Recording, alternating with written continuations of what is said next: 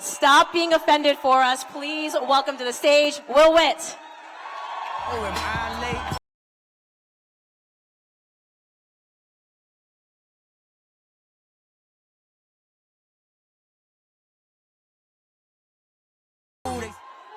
Hola. So, in case you didn't notice, I'm not black. I'm also not Mexican. But I think it's very, very important for me to be here. And first of all, I want to give a huge shout out to everyone here and to Candace for putting this on. This is amazing. Thank you. This is great.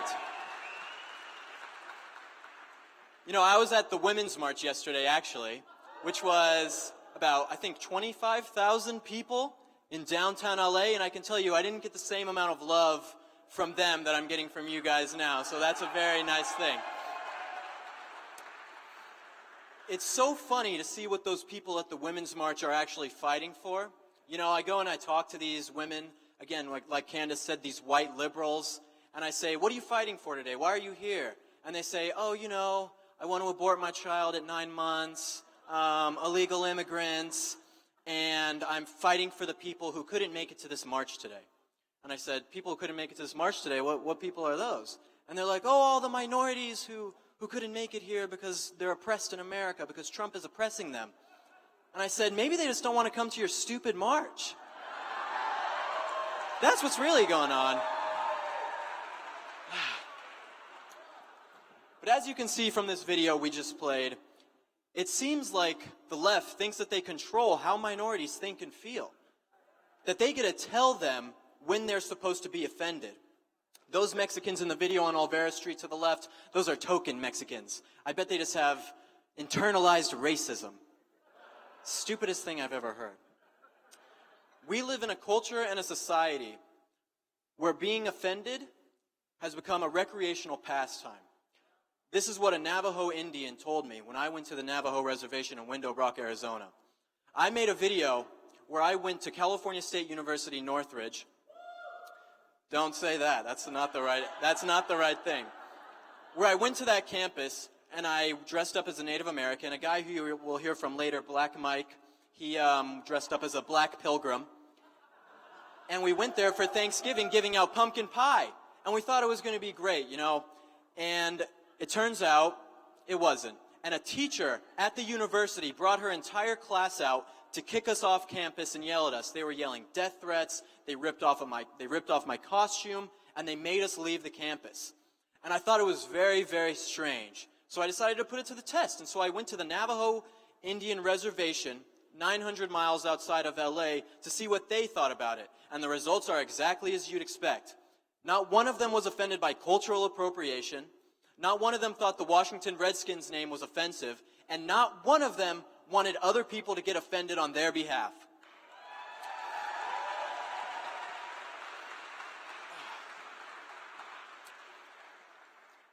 It was funny how much they actually loved it, that we were celebrating their culture. It's cultural appreciation, not cultural appropriation. It seems that nowadays people are going to college and they're coming out stupider than when they went in.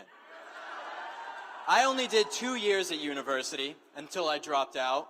I couldn't take it anymore and I had to go and work for Turning Point first, then PragerU to help change America.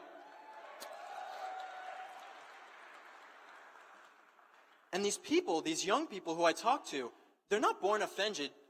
You can't be born offended. It has to be something that is taught. Leftist professors teach their students how horrible America is, how terrible white people are, and above all else, my culture is not your damn prom dress. That's what they teach them. Which is made even funnier that 80% of college professors are actually white. Virtue signaling academics are teaching impressionable college students what to think, not how to think. In turn, creating an entire generation of students who believe getting triggered is the norm, and who shame those who wish to celebrate another culture's identity. So what does all this mean? All of this getting offended, white liberals getting offended. It really means that white liberals are the most racist people in America.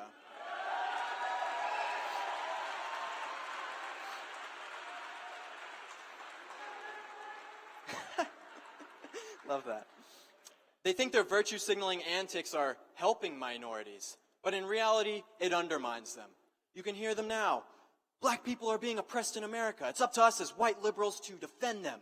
Let's go tell white people they can't have braids. That'll tell everyone we're not racist, right? No, it's actually quite the opposite from that. When you do this, you make it seem like minorities can't think for themselves. Black people aren't asking you to get offended for them. You're doing it for yourself so that other people around you will think that you're woke. But let me tell you something, white liberals.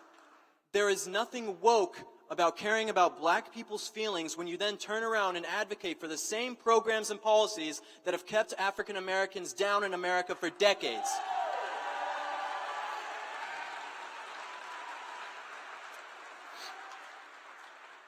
You think about something like affirmative action, you know? Affirmative action sounds great on paper, but affirmative action is racist all the way through.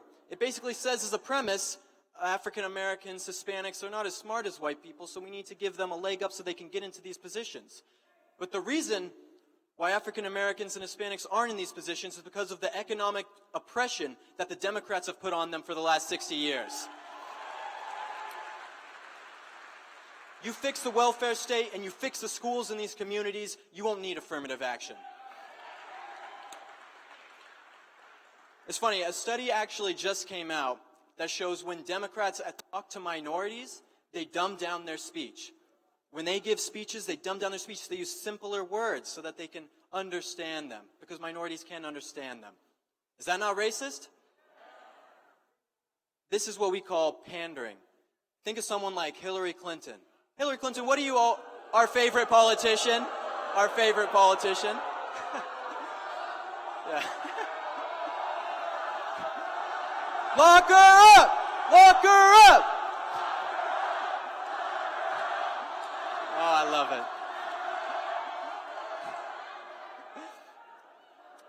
Hillary Clinton, what's one thing you always keep in your purse? Oh, hot sauce. Hot sauce. I always keep hot sauce in my purse. You don't? That's pandering. People like Hillary Clinton, who have time and time again put their own wealth and fortune above minority issues while in office, don't suddenly get a free pass because they say, I keep hot sauce in my purse. It's disrespectful to black people, and honestly, it's insulting. They did the same study with conservatives, and guess how conservatives talk to minorities? Just like they talk to everybody else. So for me, becoming a conservative, I haven't been a conservative forever, no way. I used to work for a Democrat senator back when I was in high school, mostly to impress this girl who I knew, but I was also on the left. And I was an English major, worthless degree, and I was in my intro to sociology class. And I remember my TA in my class, she came up to me, pointed at me, there was a black girl sitting next to me, and she said, you are oppressing this girl next to you just because of the color of your skin. You're white privilege. And the girl, the black girl, she looks at me, she's like, I don't know what's going on, this is really awkward for me. And I was like, yeah, I don't really think I'm oppressing you. And that was like a moment where I realized, like, maybe these things that the left are saying are wrong. This girl doesn't think I'm oppressing her. I don't think I'm oppressing her. But this white TA at a $50,000 a year university has the right to come and tell me that I'm oppressing them. This is how you create a victim culture in America.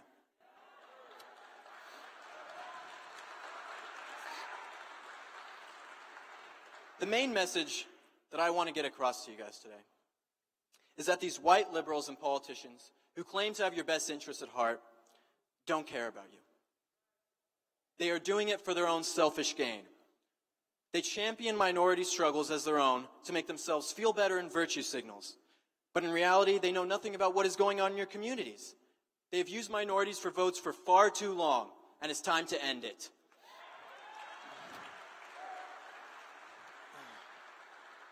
But you know who does care? Conservatives and Donald Trump. That's who cares. Someone who has done more for the black and Hispanic community than any politician in the last 30 years. But the mainstream media doesn't know that. CNN doesn't say that. Conservatives care because when you succeed, everybody succeeds. Conservatives are the party of America, the party of patriotism. And we realize that the only way for our country to be the best is for everyone living in it to be the best.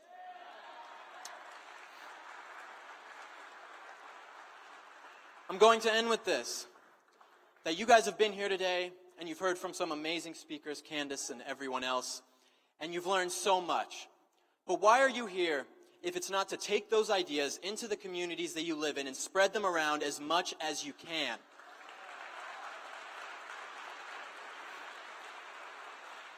We as conservatives, the people who believe in the values of America and freedom, can no longer sit down and not say anything. This is why California is the way that it is, because conservatives have capitulated to what the left has wanted for too long. We have to stand up and fight.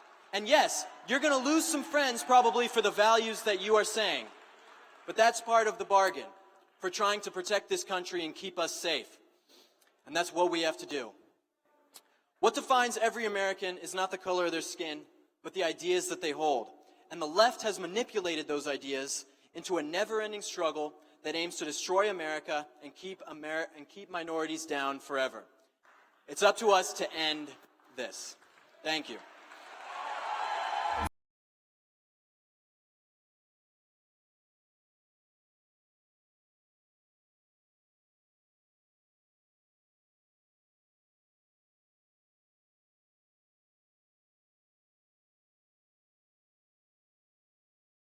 Awesome, right? I love that. Those videos are so good. Be sure to follow him on Instagram and on Twitter.